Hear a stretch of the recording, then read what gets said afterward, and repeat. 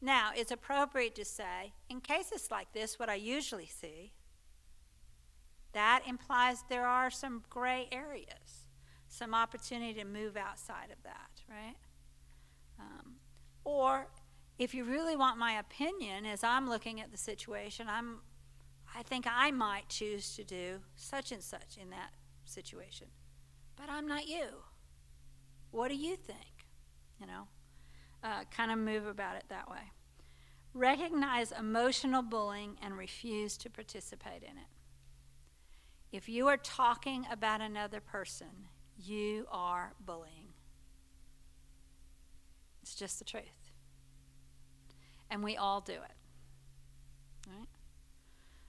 I don't think I'm the only one that's ever said something about somebody and wished I'd never said it. Right? So if you are participating in conversations about other people, particularly in a demeaning way, you are bullying. Also,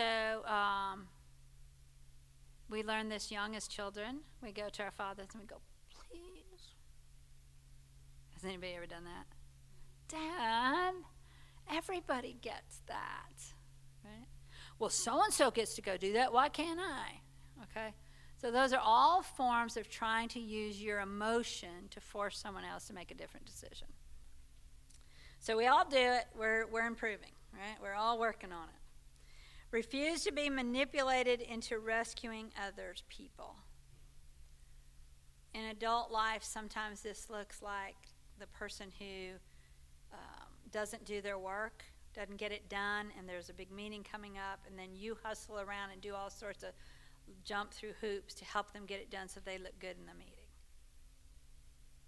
All right? That's rescuing someone. Sometimes it happens if they're an alcoholic or they're doing drugs and you cover for them. That's rescuing them. Sometimes it comes in school because someone says, I can't really write a good paper, but you can. Will you write it for me? I remember going back to school in my 20s, and a young kid came out after receiving the grade on his test, and he was just ticked. He was so mad. I said, well, what'd you get? He said, I got a B on the project, right? And I said, well, a B, that's not too, I would have been upset if I got a B, but it's just who I am. But he was upset. I said, well, what upsets you about that, He said, well, I told my mother she needed to include da-da-da-da-da in the project, and she didn't do it. I kid you not, y'all. This was a 20-year-old saying this to me. I just was dumbfounded, I got to tell you. But that is someone who has been rescued and is still being rescued, right? And I asked him, well, what are you going to do when you're out on your own and have a job? You're going to have your wife do your work for you? And he goes, well, my mom does it for my dad. I'm just telling y'all. I'm just testifying to what I've seen. Okay. Hold on to their positions and beliefs without being rigid or defensive. So if you find that you are speaking with someone else about your beliefs and you are getting more and more heated as you're talking about it, you're not self-differentiated yet. There's some passion behind that. There's some anger behind that.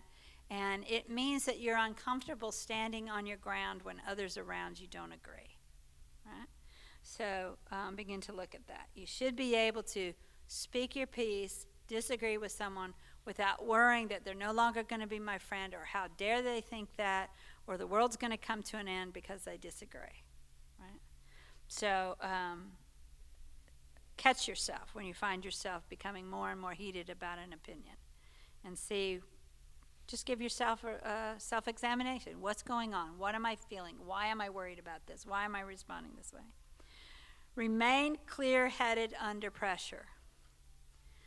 This is a difficult one, and it becomes more difficult when the pressure is about a loved one. If y'all are going into the medical field and you want to be a doctor, you'll be told don't ever operate on your own family member, right? I am a pastor, and I do what I consider is really good premarital counseling. Don't do it on my own kids when they get married. I encourage them to go to another pastor for the counseling, because it is hard to handle those situations under pressure like that with your own family without making accommodations that you wouldn't necessarily make with someone else, or making choices in the heat of the moment that you wouldn't make for someone else. I can tell you that I'm real clear-headed. I was a youth director for many years, and real clear-headed in all kinds of accidents and scenarios. One day I was in my garage, and my little girl, who was about 5, had gotten into my husband's tackle box. I guess she was 7. And I walked around the corner, because we were in the yard working, and she went into the garage, and all of a sudden I heard, ah! Went around the corner, and she had fish hooks in multiple places. Now, I'm clear-headed. I can handle this scenario, right? No, I went to the neighbor's fence. I have my hands up on top of the 6.5-foot fence. I'm trying to pull myself up because I can hear him over there. I mean, it had to be hysterical, right? I'm pulling, help. You know, all you can see is my head popping up every now and then. If it had been anybody else, I would have been calm as a cucumber. But it was my own kid, and suddenly I was like this blubbering mom who couldn't figure out how to open the gate and go get help. So I'm just telling you, you need to try to remain clear-headed under pressure.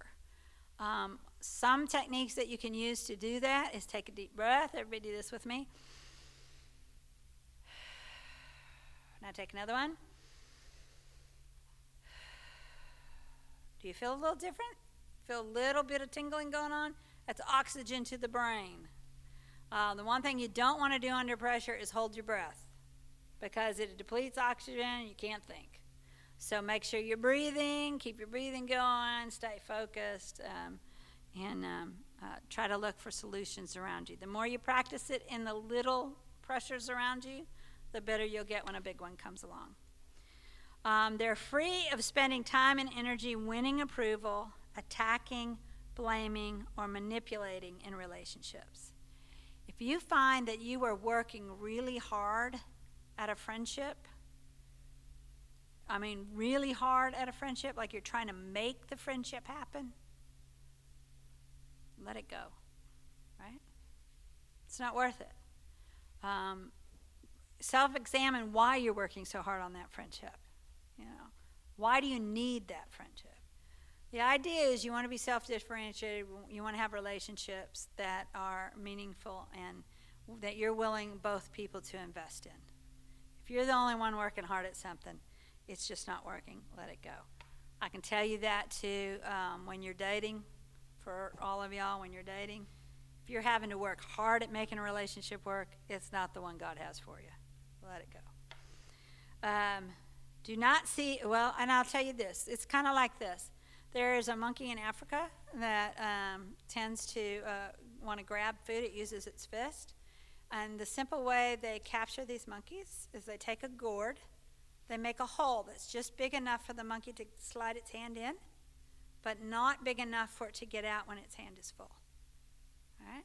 So all they have to do is the monkey goes in and grabs what is good, food, and is trying to pull to get out. But it wants that so bad that it will allow itself to be captured, because it won't let go of the good for something better. That's what we do in our lives, and we need to learn to let go. There are a lot of things we need to let go of so that God can provide us what's better for us. All right. Resist playing with games with people in order to feel loved or powerful. If you have to go to someone and say, "How do I look today?" in order to get a compliment, you're not self-differentiated. You should be able to feel comfortable with how you look. It's okay if you're really asking, "How does this look on me?" I oftentimes will send pictures if I'm shopping and my husband can't be there. I'll send a picture and I'll say, "Honest opinion, what does this look like?" And he'll tell me. But if you're having to do it so that you can feel better about yourself, that it's feeding something inside you to feel better about your self-worth, then that's not self-differentiated, okay? Do not see others as the cause of their problems, but assume responsibility for their own anxiety, upset, distress, needs, etc. The phrase, "you are making me angry," is not appropriate.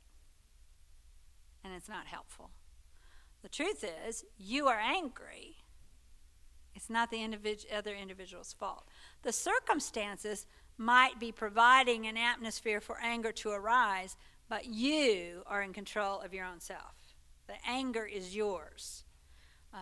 It's how you deal with the scenario of what's going on is a sign of how self-differentiated you are, right?